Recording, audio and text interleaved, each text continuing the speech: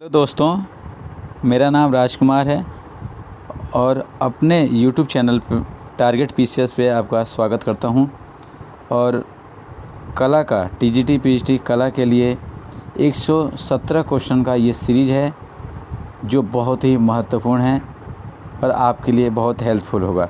तो आइए दोस्तों, बिना समय गंवाए देखते हैं पहला क्वेश्चन कि कला का अर्थ क्या है। तो ये दोस्तों हो जाएगा आपका ए, प्रेरित करना। ठीक है दोस्तों। दूसरा है कला शब्द का सर्वप्रथम प्रयोग हुआ था, तो किस पे कब हुआ था दोस्तों। तो ये हो जाएगा आपका 2 का बी, ऋग्वेद में। ठीक दोस्तों। तीसरा है कला शब्द का यथार्थवादी प्रयोग सर्वप्रथम किसने किया था दोस्तों। तो ये हो जाएगा 3 का सी, भरत मुनि। ठीक दोस्तों, 3 का सी हो जाएगा भरत मुनि। चौथा क्वेश्चन देखते हैं कि कला किस भाषा के शब्द से बना है। तो कला बना है दोस्तों आपका संस्कृत कल धातु से बना है। ठीक दोस्तों, कल धातु से बना है, संस्कृत भाषा से। और पांचवा है कि कला संस्कृत भाषा के किस शब्द से बना है। तो ये दोस्तों मैं आपको बता चुका हूँ पिछले क्वेश्चन में। ये हो जाएगा दोस्तों कल धातु से, यानी 5 का ए हो जाएगा, 5 का ए। ठीक दोस्तों। नेक्स्ट देखते हैं छठा क्वेश्चन कि आर्ट शब्द का प्रयोग किस शताब्दी में किया गया था। तो 6 का हो जाएगा दोस्तों बी, 13वीं शताब्दी में। ठीक है। 7 हो जाएगा कि कला के लिए आर्ट्स शब्द का प्रयोग हुआ था। कला के लिए आर्ट्स शब्द का प्रयोग हुआ था दोस्तों। तो ये हो जाएगा 7 का डी, लैटिन भाषा में आर्ट्स शब्द का प्रयोग हुआ था। 8वां क्वेश्चन है कि कला को खेमतने कहा जाता है। ठीक दोस्तों। तो ये हो जाएगा 8 का सी, यूनान में। ठीक है दोस्तों, ये थोड़ा कट गया है, इसको देखा जाएगा बाद में। 9 का देखिए दोस्तों कि 9 का हो जाएगा आधुनिक कला में कला को कितने भागों में वर्गीकृत किया गया है। तो 9 का हो जाएगा ए, यानी 2। आधुनिक कला में कला को 2 भागों में वर्गीकृत किया गया है। 10वां क्वेश्चन है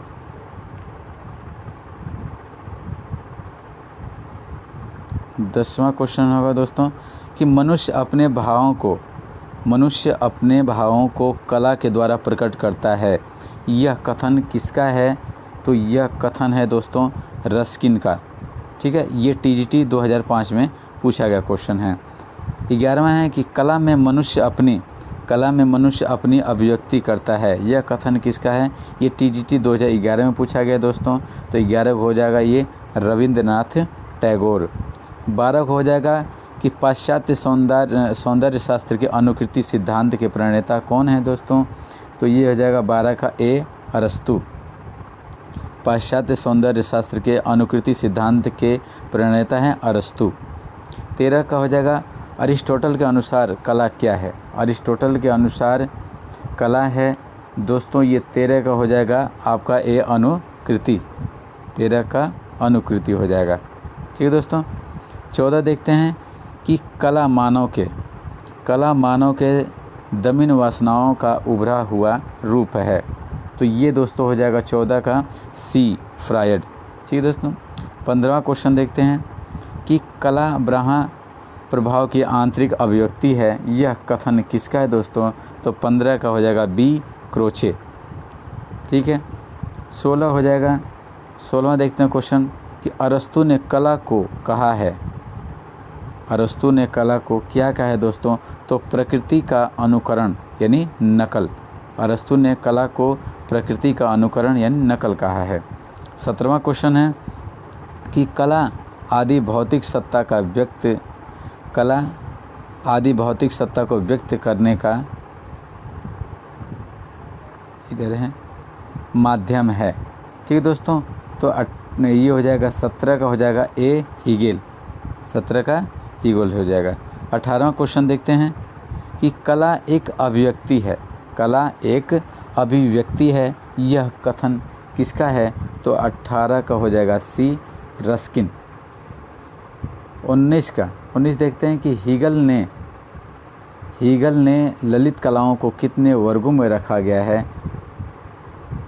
है। तो ये हो जाएगा दोस्तों 19 का बी, यानी 5। हीगल ने ललित कलाओं को 5 वर्गों में रखा है।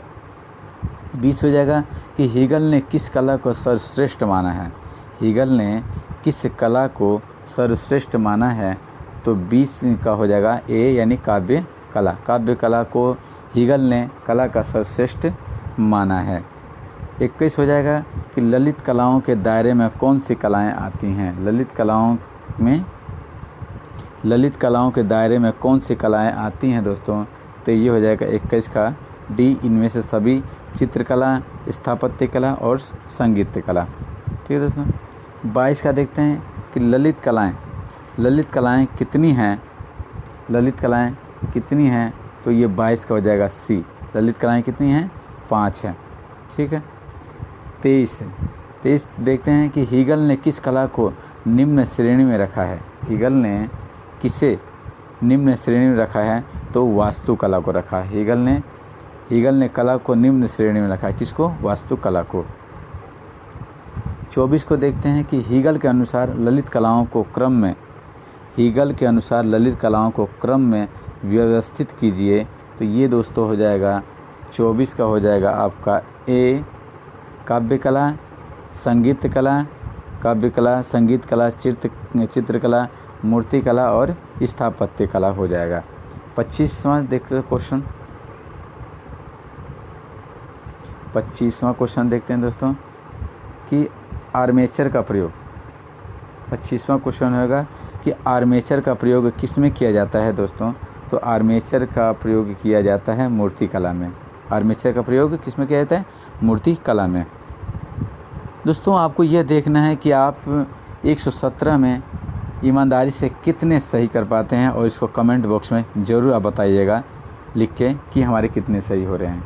26वां क्वेश्चन देखते हैं कि किस पुस्तक में चारु और कारु शब्द का प्रयोग किया गया है, तो 26 का हो जाएगा 20 अष्टाध्यायी। और अष्टाध्यायी किसकी रचना है, तो पाणिनि की। किसकी रचना है दोस्तों, पाणिनि की रचना है ये। और ये दोस्तों हो जाएगा 27वां क्वेश्चन। कामसूत्र का वह टीका जिसमें षडंग का वर्णन है, टीकाकार कौन थे, तो पंडित यशोधर हैं। कामसूत्र का वह टीका है जिसमें षडंग का वर्णन है, टीकाकार थे यशोधर पंडित। 28वां क्वेश्चन है कि भारतीय षडंग के रचयिता कौन हैं, तो अभी आपने देखा कि 28 के सी हो जाएंगे, यशोधर पंडित हो जाएंगे। 29वां क्वेश्चन देखते हैं। षडंग का पहला अंग है रूप भेद। षडंग से दोस्तों हमेशा 1-2 क्वेश्चन पूछता है। एक क्वेश्चन तो आना ही आना है, उसमें दो रानी है कोई। 30वां क्वेश्चन है कि षडंग सिद्धांत किस ग्रंथ में है दोस्तों, तो ये हो जाएगा 30 का डी हो जाएगा, जय मंगला ये षडंग सिद्धांत है। ठीक है दोस्तों। 31वां क्वेश्चन है कि भारतीय चित्रकला के षडंगों का सही क्रम पहचानिए। 31वां क्वेश्चन हो जाएगा कि भारतीय चित्रकला के षडंगों का सही क्रम पहचानिए, तो 31 का हो जाएगा आपका ए, रूप भेद, प्रमाण, भाव, लावण्य योजना। ठीक है दोस्तों, रूप भेद, प्रमाण, भाव और लावण्य योजना। 32 का हो जाएगा दोस्तों कि भारतीय चित्रकला के षडंग में अनुपात को किस शब्द से परिभाषित किया जाता है। भारतीय चित्रकला के षडंग में अनुपात को किस शब्द में परिभाषित किया जाता है दोस्तों, तो ये हो जाएगा आपका 32 का हो जाएगा डी, प्रमाण में। ठीक है दोस्तों, 32 का डी, प्रमाण में। 33वां क्वेश्चन देखते हैं कि भारतीय चित्रकला के 6 अंगों को विस्तृत विवरण किस ग्रंथ में मिलता है, तो ये हो जाएगा दोस्तों आपका 33 का, आप जान गए होंगे ये जय मंगला में है। ठीक दोस्तों। 34वां क्वेश्चन देखते हैं कि वात्स्यायन रचित कामसूत्र व्याख्या में कला के षडंग का वर्णन मिलता है। ठीक दोस्तों, वात्स्यायन रचित कामसूत्र व्याख्या में कला के षडंग का वर्णन मिलता है दोस्तों, तो ये होगा यशोधर होगा। ठीक दोस्तों, 34 का सी हो जाएगा। 35वां क्वेश्चन देखते हैं कि रूप भेद से स्पष्ट होता है। ठीक दोस्तों, रूप भेद से स्पष्ट होता है इसका हो जाएगा 35 का बी, आकृतियों में भिन्नता, आकृतियों में भिन्नता। 36वां क्वेश्चन देखते हैं कि भारत शिल्प के षडंग पुस्तक के लेखक कौन हैं। तो ये दोस्तों कई बार क्वेश्चन और हमेशा घुमा फिरा कर क्वेश्चन पूछता है। 36 का हो जाएगा, 36 का हो जाएगा दोस्तों अवनींद्रनाथ हैं। भारत शिल्प के षडंग पुस्तक के लेखक हैं अवनींद्रनाथ। ठीक है दोस्तों। 37वां क्वेश्चन देखते हैं। 37वां क्वेश्चन रहेगा कि मनसो उल्लास के लेखक कौन है दोस्तों। 37 का हो जाएगा आपका बी, सोमेश्वर। मनसो उल्लास के लेखक हैं सोमेश्वर। 38वां क्वेश्चन देखते हैं दोस्तों कि महाभारत किसकी रचना है। महाभारत है महर्षि वेद व्यास की रचना है, महर्षि वेद व्यास की रचना है। कोई भी क्वेश्चन दोस्तों हल्के मत लीजिए, क्योंकि सभी क्वेश्चन अपने आप में महत्वपूर्ण होते हैं। 39वां क्वेश्चन देखते हैं कि ताल कहते हैं, ताल किसे कहते हैं कि प्रमाण की लंबाई को ताल कहते हैं। प्रमाण की लंबाई को क्या कहते हैं दोस्तों, ताल कहते हैं। 40वां क्वेश्चन देखते हैं कि एक ताल कितने अंगुल सिर का होता है दोस्तों। तो ये हो जाएगा 40 का हो जाएगा डी, यानी 12। ठीक है दोस्तों। आंतरिक सौंदर्य को कहते हैं, आंतरिक सौंदर्य को कहते हैं दोस्तों। आइए देखते हैं, इधर हो जाएगा आपका, ये हो जाएगा 41 का सी, यानी भाव हो जाएगा। 42वां दोस्तों देखते हैं क्वेश्चन कि रस कला की आत्मा है यह कथन सर्वप्रथम किसने कहा है दोस्तों। तो ये कहा है अभिनव गुप्त ने कहा है। रस कला की आत्मा है यह कथन अभिनव गुप्त ने कहा था पहली बार। रस भाषा 43वां क्वेश्चन है दोस्तों कि रस भाव को शास्त्र का रूप दिया है। रस भाव को शास्त्र का रूप दिया है, किसने दिया है, भरत मुनि ने दिया है। 44वां क्वेश्चन है कि नाट्य शास्त्र में भरत के कितने भावों का विवेचन किया गया है। तो 44 का हो जाएगा सी, 49 49। ठीक है दोस्तों। 45वां कि आचार्य भरत मुनि के अनुसार रसों की संख्या कितनी है, रसों की संख्या है कितनी। तो ये हो जाएगा दोस्तों 45 का हो जाएगा बी, 8। ये देखिए ये कितनी बार पूछा गया, टीजीटी 11 में पूछा गया, पीजीटी 2010 2000 में, सन 1999 में भी पूछा गया। इसको आप बहुत ही ध्यानपूर्वक से पढ़िएगा। 46वां क्वेश्चन है कि रस का सर्वप्रथम प्रमाण मिलता है। तो रस का सर्वप्रथम प्रमाण मिलता है किसमें, ऋग्वेद में। ये हमने पहले में देख लिया था। ठीक है। 47वां क्वेश्चन है कि रस उत्पत्ति को सबसे पहले कौन परिभाषित किया था। तो ये हो जाएगा आपको भरत मुनि। रस उत्पत्ति को सबसे पहले परिभाषित किया था भरत मुनि ने। 48वां क्वेश्चन है कि भरत मुनि के रस तत्व के आधारभूत विषय हैं। 48 का हो जाएगा दोस्तों आपका रस निष्पत्ति। भरत मुनि के रस तत्व के आधारभूत विषय हैं रस निष्पत्ति, रस की निष्पत्ति। 49 क्वेश्चन देखते हैं कि जल रंग चित्रण में पोत का प्रभाव किस कागज़ पर अच्छा उभरता है दोस्तों। तो ये हो जाएगा 49 का सी, यानी मोटा। ठीक है दोस्तों। 50वां क्वेश्चन देखते हैं। 50 नंबर का क्वेश्चन है कि जलीय रंगीय पेंटिंग को जल में कितनी बार डुबोना चाहिए।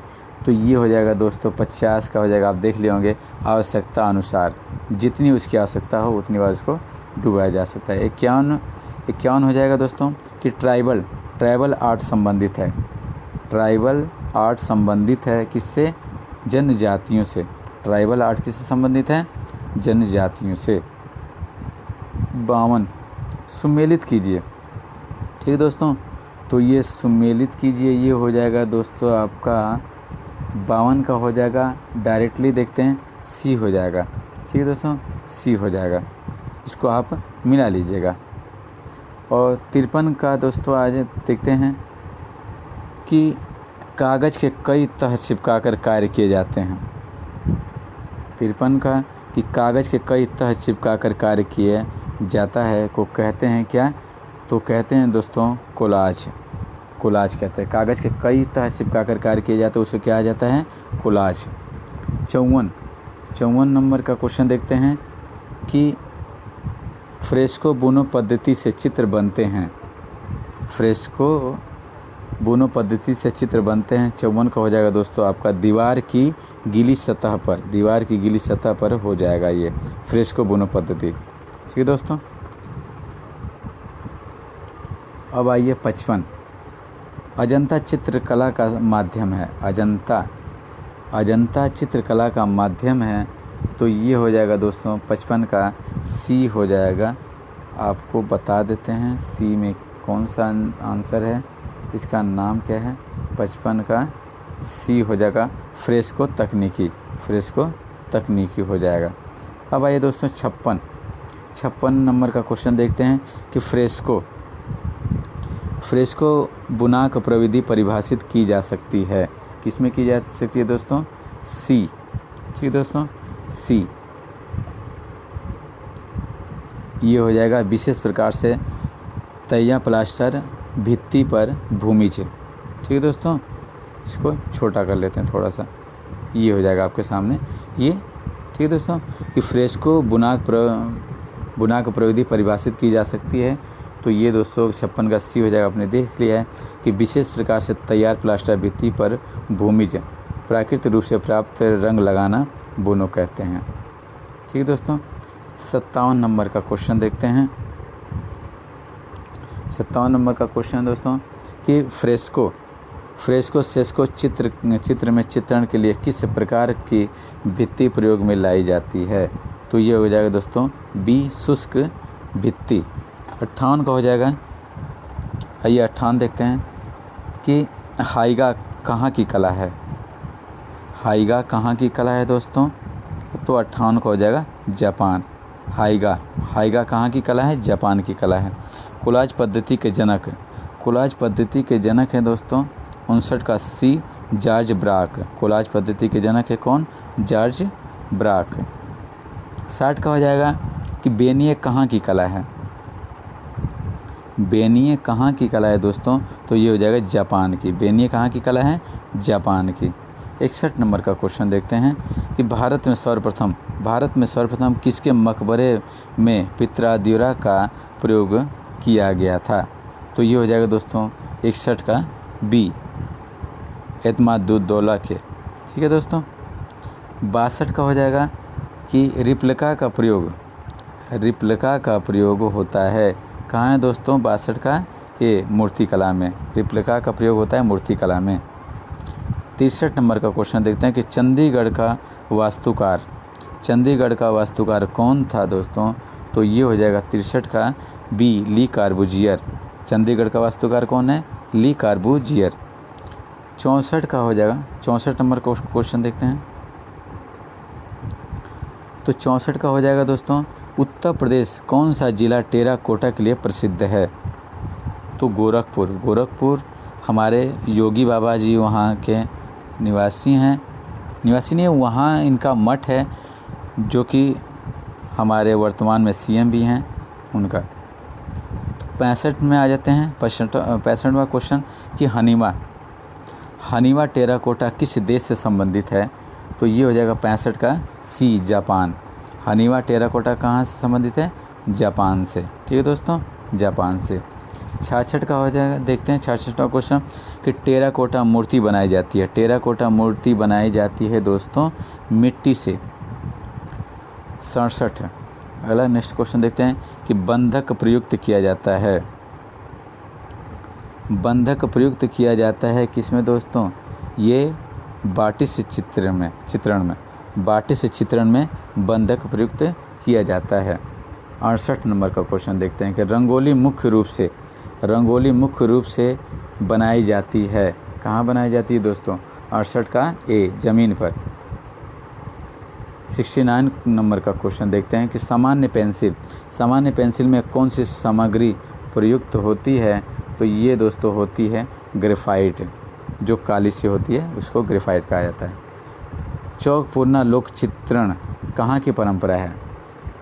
चौकपूर्णा लोक चित्रण कहाँ की परंपरा है ये दोस्तों?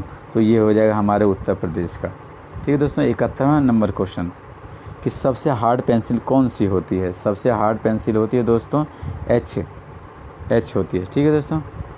जापान में 72 नंबर का क्वेश्चन देखते हैं कि जापान कला इकेबान क्या है? जापान कला इकेबान क्या है? पुष्प संयोजन है। पुष्प संयोजन है। 73वें नंबर का क्वेश्चन। 73 नंबर का क्वेश्चन देखते हैं दोस्तों थोड़ा सा वीडियो लंबी हो सकती है, लेकिन कोई बात नहीं है, क्वेश्चन तो पूरा करना ही पड़ेगा। इसके लिए आपको जोर देखना पड़ेगा। 117 क्वेश्चन बहुत ज़्यादा नहीं है क्वेश्चन दोस्तों, आपको इतनी तो क्षमता होनी चाहिए कि कुछ समय इतना समय बढ़ा के देख सकें। 73 नंबर क्वेश्चन दोस्तों कि निम्न में से सबसे सपाट लेड वाली पेंसिल कौन सी है? तो 73 नंबर की हो जाएगी 9B। ठीक है दोस्तों। डी सबसे सपाट लेड वाली पेंसिल होती है 9B की। 74 नंबर का कि लोक कला चित्रों का माध्यम है। लोक कला चित्रों का माध्यम दोस्तों गोंद मिले मिट्टी के रंग। गोंद मिले मिट्टी के रंग लोक कला चित्रों का माध्यम है। 75 नंबर का कौन चित्रकला हेतु प्रयुक्त नहीं होता है? तो 75 का हो जाएगा दोस्तों बॉन्ड पेपर। ठीक है दोस्तों। 75 हो जाएगा डी। 76 नंबर का देखते हैं दोस्तों, ये इसको थोड़ा सा छोटा कर लेते हैं क्योंकि आपको दिखाई नहीं देगा, स्क्रीनशॉट लेने में आसानी होगी। 76 नंबर का क्वेश्चन। ठीक है दोस्तों। 76 नंबर का हो जाएगा कि फ्रेस्को तकनीक भारत की किस चित्रण शैली से संबंधित है? तो 76 हो जाएगा सी अजंता चित्रण शैली। 77 में आ जाते हैं। 77वां क्वेश्चन है कि प्रागैतिहासिक कला का अर्थ है क्या? ये हो जाएगा ऐतिहासिक काल के पूर्व की कला। प्रागैतिहासिक कला का अर्थ है ऐतिहासिक काल के पूर्व की कला।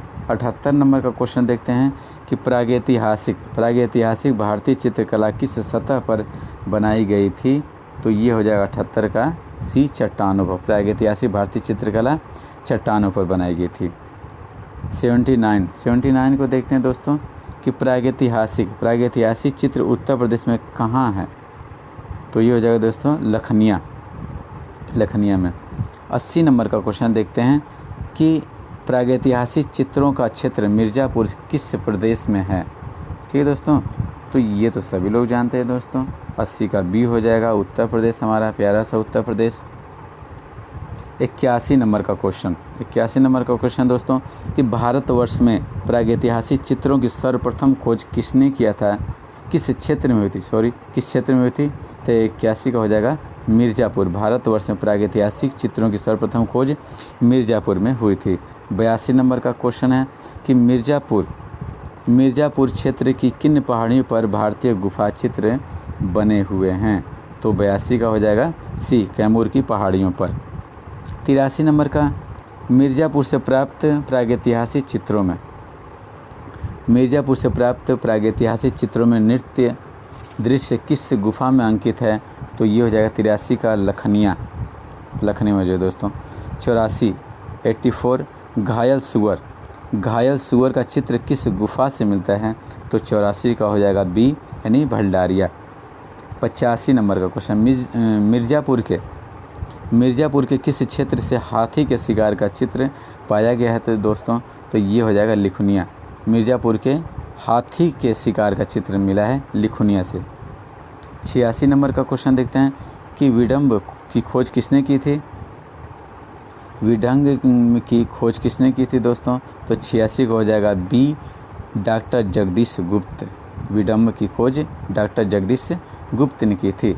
87 नंबर का क्वेश्चन देखते हैं कि त्रिशूलधारी आखेट का चित्र मिर्ज़ापुर के किस क्षेत्र से मिला है दोस्तों? तो ये हो जाएगा 87 का हो जाएगा आपका विदम्ब में डी। त्रिशूलधारी आखेट का चित्र मिर्ज़ापुर के विदम्ब से मिला है। 88 देखते हैं 88 नंबर का क्वेश्चन कि शाही के आखेट का चित्र सुअर के आखेट का चित्र किस क्षेत्र में मिला है? तो ये हो जाएगा दोस्तों 88 का सी हो जाएगा। 88 का सी जो इधर है देखते हैं 88 का सी सोरहो घाट। ठीक है दोस्तों सी। आ जाइए दोस्तों 89।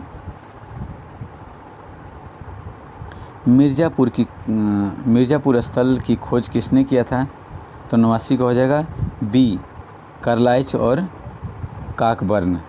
और काकबर्न ने दोनों ने किया था। ठीक है दोस्तों, मिर्ज़ापुर स्थल की खोज कार्लाइल और काकबर्न ने किया था। 90 पे आ जाइए। मिर्ज़ापुर के किस नदी घाटी क्षेत्र से प्रागैतिहासिक चित्रों को पाया गया है दोस्तों? तो ये हो जाएगा सोन नदी घाटी। 91 पे आ जाइए। 91 नंबर का क्वेश्चन है दोस्तों कि जगदीश गुप्त, ठीक है दोस्तों, 91 नंबर का क्वेश्चन है कि जगदीश गुप्त विडम्ब की खोज कब किया था इन्होंने? तो 1967 में किया था। 92 नंबर का क्वेश्चन देखते हैं कि भारतीय प्रागैतिहासिक चित्रकला किसकी पुस्तक है? भारतीय प्रागैतिहासिक चित्रकला किसकी पुस्तक है दोस्तों? तो 92 का हो जाएगा बी, डॉक्टर जगदीश गुप्त। 93, ठीक है दोस्तों। 93 का देखते हैं क्वेश्चन कि रंगों को खुरच कर रेखांकन करने वाली पद्धति को कहते हैं ठीक है दोस्तों, कौन सा आंसर हो जाएगा? इसका ऑप्शन हो जाएगा एंटीक्रीन। रंगों को खुरच कर रेखांकन करने वाली पद्धति को एंटीक्रीन कहते हैं। 94 नंबर का क्वेश्चन देखते हैं दोस्तों कि बाबूजी की फड़ चित्रकला कहाँ प्रचलित है दोस्तों? तो ये हो जाएगा 94 का ए, राजस्थान। ठीक है दोस्तों, राजस्थान हो जाएगा। ये 95 नंबर का क्वेश्चन देखते हैं कि साझी कला कहाँ प्रचलित है? तो ये मथुरा। साझी कला कहाँ है? मथुरा में। 96 नंबर का क्वेश्चन देखते हैं कि मधुबनी, ये तो बहुत ही महत्वपूर्ण है और बहुत आसान भी है। 96 का क्वेश्चन देखते हैं कि मधुबनी कहाँ प्रचलित है? तो बिहार में मधुबनी पेंटिंग चलती है। 97 की फड़ चित्रण प्रचलित है कहाँ दोस्तों? आइए देखते हैं। फड़ चित्रण है दोस्तों आपका 97 का सी हो जाएगा, भीलवाड़ा। 98 पे आ जाते हैं कि आरायसी पद्धति में कार्य किया जाता है। 98 का ये हो जाएगा जयपुर। आरायसी पद्धति में कार्य किया जाता है जयपुर में। 99 कागज़ के विभिन्न कतरनों से बने आकृति को कहते हैं? कागज़ के विभिन्न कतरनों से बने आकृति को क्या कहते हैं दोस्तों? 99 को हो जाएगा कोलाज। 100वां क्वेश्चन हो जाएगा सुंदर अक्षर लेखन को कहते हैं कैलियोग्राफी। सुंदर अक्षर लेखन को कहते हैं कैलियोग्राफी। 101 उत्तर पाषाण काल की चित्रकला के प्रमुख उदाहरण मिलते हैं कहाँ मिलते हैं? 101 का हो जाएगा दोस्तों, इनमें सभी मिर्ज़ापुर में मिलता है, सिंघनपुर और बेल्लारी क्षेत्र में मिलता है। 102 देखिए क्वेश्चन, बांदा किसके अंतर्गत आता है? तो बांदा दोस्तों 102 का हो जाएगा बी, यानी उत्तर प्रदेश। बांदा किस राज्य में है? तो उत्तर प्रदेश में है। 103 का हो जाएगा दोस्तों, बांदा गुफा की खोज किसने किया था? तो सिल्वेराड ने किया था। बांदा गुफा की खोज किसने किया था? सिल्वेराड ने किया था। 104 नंबर का क्वेश्चन देखते हैं दोस्तों कि मानिकपुर स्थल किसके अंतर्गत आता है? तो बांदा में आता है। 95 नंबर का क्वेश्चन देखते हैं दोस्तों। 105 नंबर का क्वेश्चन देखते हैं कि पहिए रहित गाड़ी का चित्र कहाँ से मिलता है दोस्तों? तो 105 का हो जाएगा डी, यानी बांदा। 106 नंबर का क्वेश्चन देखते हैं कि प्रागैतिहासिक स्थल कैरियर कुंड किसके अंतर्गत आता है? तो ये भी हो जाएगा बांदा। 107 नंबर का क्वेश्चन देखते हैं आगे। 107 नंबर का क्वेश्चन है दोस्तों कि सिंघनपुर, 2 क्वेश्चन कर लेते हैं। सिंघनपुर किस पर्वत पर स्थित है? सिंघनपुर किस पर्वत के पर स्थित है दोस्तों? तो 107 का हो जाएगा बी, चावरथल। 108 का क्वेश्चन देखते हैं दोस्तों कि बारहसिंगा का पीछा करते हुए बारहसिंगा का पीछा करते हुए धनुर्धारी का चित्र किस प्रागैतिहासिक स्थल से प्राप्त है दोस्तों? तो 108 का बी हो जाएगा करियाकुंड। 109 हो जाएगा कि आलचिन्ह, देखते हैं 2 क्वेश्चन कर लेते हैं। 109 का देखते हैं दोस्तों कि आलचिन्ह ने ऋषि मुख पर्वत पर स्थित प्रागैतिहासिक चित्रों का समय कितना बताया है? तो ये दोस्तों बताया है 3000 ईसा पूर्व, यानी बी। 109 का हो जाएगा बी। ठीक है दोस्तों। भित्ति चित्र किस भाषा से उत्पन्न शब्द है? तो ये हो जाएगा आपका 110 का हो जाएगा डी, इटालियन। भित्ति चित्र किस भाषा से उत्पन्न है? तो इटालियन से। भारत भवन कहाँ स्थित है दोस्तों? तो भारत भवन स्थित है भोपाल में। भारत भवन स्थित कहाँ है? भोपाल में। भारत कला भवन कहाँ है? तो ये हो जाएगा दोस्तों आपका वाराणसी में, हमारे उत्तर प्रदेश में। 113 नंबर का क्वेश्चन देखते हैं दोस्तों कि निम्न में से कौन सह प्रागैतिहासिक गुफा मध्य प्रदेश में स्थित है? तो ये है दोस्तों लिखोनिया। 113 का सी हो जाएगा। 114 नंबर का क्वेश्चन देखते हैं दोस्तों कि प्रागैतिहासिक स्थल लिखोनिया किस नदी के किनारे स्थित है? 114 का हो जाएगा आपका बी, गरई नदी के किनारे है लिखोनिया नदी। ठीक है दोस्तों। 115 हो जाएगा 115 कि कान देसाई का जन्म कहाँ हुआ था? 115 का कान देसाई का जन्म कब हुआ था? तो 1907 में हुआ था। कान देसाई का जन्म 1907 में हुआ था। 115 का बी क्वेश्चन राइट है। ठीक है दोस्तों। 116 नंबर का क्वेश्चन देखते हैं दोस्तों ये कि मांझी और झागोर। ठीक है दोस्तों। मांझी और झागोर और लोक नृत्य किस राज्य से संबंधित है दोस्तों? तो ये हो जाएगा दोस्तों आपका 116 का डी हो जाएगा, यानी गोवा। लास्ट क्वेश्चन देखते हैं कि मिर्ज़ापुर की गुफाओं में सर्वाधिक चित्र इस विषय पर मिले हैं। तो ये हो जाएगा दोस्तों आखेट का। दोस्तों आप ईमानदारी से इस क्वेश्चन को हल कीजिए और अपने कमेंट बॉक्स में कितने क्वेश्चन सही किए हैं आप ईमानदारी से अब इसको कमेंट कीजिएगा। धन्यवाद दोस्तों। जय हिंद।